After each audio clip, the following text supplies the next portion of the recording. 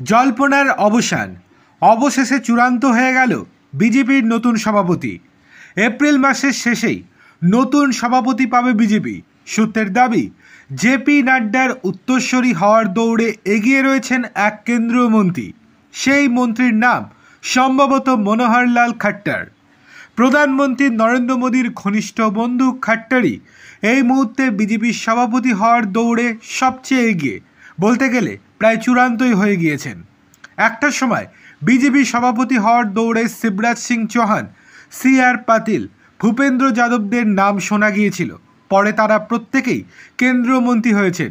বিজেপিতে অঘোষিত নীতি বলে দলের সংগঠনে বড় পদের কেউ মন্ত্রিসভায় থাকেন না। সেই সূত্র মেনে সভাপতি পদ ছাড়তে হয়েছিল অমিত শাহকেও। পরে নির্মলা সীতারামনের নামও শোনা গিয়েছিল। আবার এও শোনা যাচ্ছে এবার দলিত কাউকে সভাপতি পদে বাছবে বিজেপি। কিন্তু শেষ পর্যন্ত সম্ভবত খাট্টারকেই সভাপতি পদে সভাপতি করতে চলেছে মোদি শাহ।